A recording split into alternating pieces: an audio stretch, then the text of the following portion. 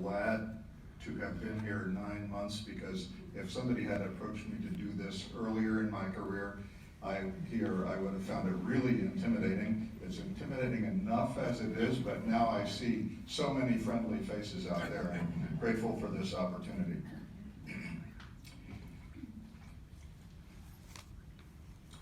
When my flight landed in Nairobi in the summer of 1966, I really had no idea of what to expect. My father had a 2-year position teaching at the University of Nairobi, and most of my family had already been in Kenya for a year. But I had stayed behind in the US for that first year, finishing high school at a Massachusetts boarding school. And now, at 17, I was ready for a year of adventure in Kenya. But I didn't really know what my year might be like. All I knew was what I read in the thin blue fold-up air letters that I exchanged with my family by mail. And those letters gave me only the faintest glimpse of life in Kenya. I had asked about a part-time job possibility, but my parents found that I wouldn't qualify for the necessary work permit. And I wondered if I would be reduced to catching up on my reading and maybe trying to learn some Swahili. But I needn't have worried. On the drive home from the airport, my father reported that a math teacher at a local boys' school had died the previous week, and the school was desperate for a replacement teacher. The next day, I interviewed with the school's headmaster and was hired on the spot. I learned I would be teaching high school geometry 5 sections a day. The English was the language of instruction. Okay, I figured I can do this. After all, just the previous year I had passed high school geometry. So it was that almost immediately I found myself in a crowded classroom at Pumwani Secondary School. The school, although it was clean and well run, was in a slum area, and the students were mostly very poor. The noon meal that they got at school was probably the day's main meal for most of them. My style of teaching, to dignify it with a term it may not have deserved, encouraged dialogue. That was contrary to what might be called the choral response style that the students were used to. They expected a question with a simple answer that they could shout out in unison. When I began by chalking a problem on the board and asking, "Who can think of an approach to solving this?" I was met by a class of 30 baffled faces. It took a while, but we got used to each other. I learned to ask simpler questions, and they learned to raise their hands before shouting out an answer. By and large, the students were serious and hardworking. They had few of my students had the luxury of an uninterrupted education, and many of them were well into their 20s. They knew their education was the key to getting a decent job. Then, as suddenly as it had begun, my teaching career ended. After almost 3 months, the school found a properly qualified teacher, and I was done. On my last day teaching, I let my students ask me the questions. It was apparent that their impression of the U.S. was gleaned from Hollywood movies that USAID often showed outdoors in various neighborhoods and villages. Their questions included, do you have a car of your own? Do you have a swimming pool at home? Do you know Elvis Presley? And how old are you? I had to admit I was just 17. I'll return in a moment to my post-teaching career, but let me first touch on one aspect of daily life in Kenya that made an impression on me: food. Life in Kenya introduced me to a variety of new foods. All the food we ate was locally produced. While it was possible to find boxes of Cheerios or cans of Chef Boyardee in Nairobi, and there were American families that stuck to those familiar foods, the prices were outrageous, and anyway, that would have been counter to the spirit of experiencing Kenya. The fruit and vegetable man stopped by our house almost every day, and less than a mile away there was a big market with all kinds of things for sale. We had wonderful pineapple at breakfast every day, and there were many kinds of bananas, probably 8 or 10 different varieties, each of them different in color and size and flavor, and all of them tastier than the bland yellow ones we got back home. There was a breakfast cereal similar to grape nuts that came in a plain, unlined cardboard carton.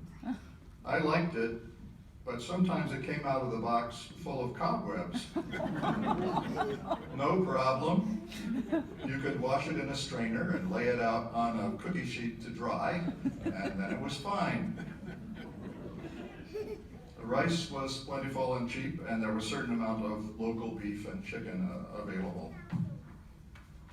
Good Indian food was also widely available due to Kenya's large Indian minority. As a teenager from small-town Indiana and unfamiliar with Indian cooking, I was at first suspicious, but I learned to love it and have enjoyed it ever since. Kenya is also where I learned to love coffee, especially the dark, rich, earthy coffee that was brewed at a certain small cafe in downtown Nairobi. Since leaving Kenya, I have never tasted coffee that lived up to my recollection of the coffee I drank there. I continue trying various beans, blends, and roasts to this day in hopes of recreating it. Not yet. That's enough about food. So, what happened after my teaching job evaporated? Well, I started looking around for something else to do, and I started attending the meetings of the Mountain Club of Kenya.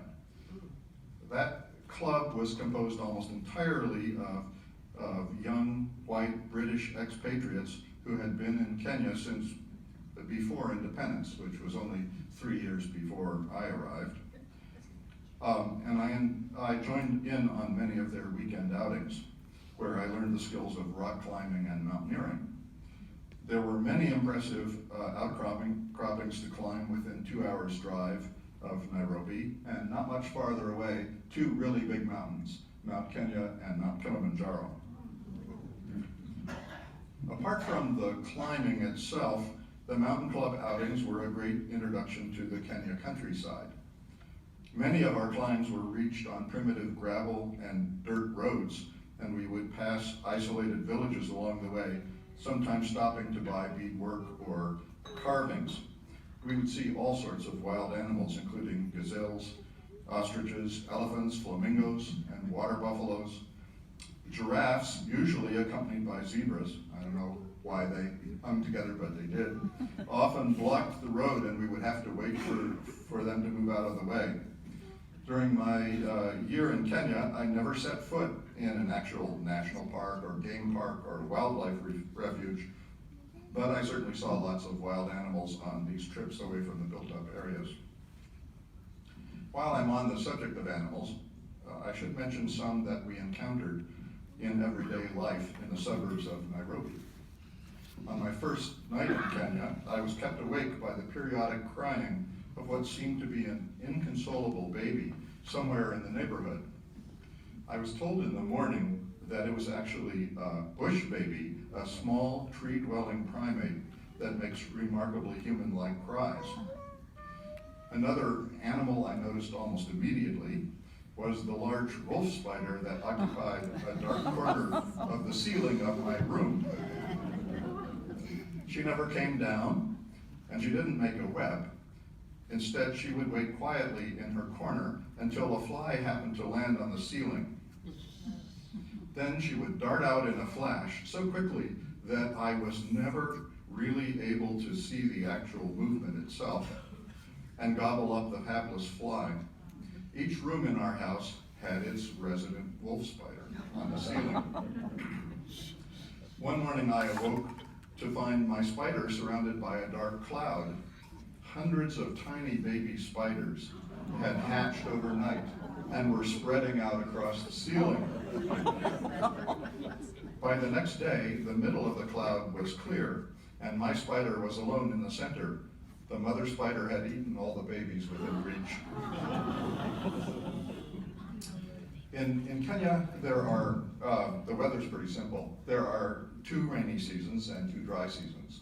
The rainy seasons are mostly in October and November, and the other in April and May. During the rainy season, it rains every day. Sometimes there are these torrential downpours that force all the cars to pull off the road because the windshield wipers just can't keep up. But after the rains end, it's bone dry until they come again. I should note in passing that this weather pattern greatly simplifies camping. If you go camping in the dry season, you don't need a tent.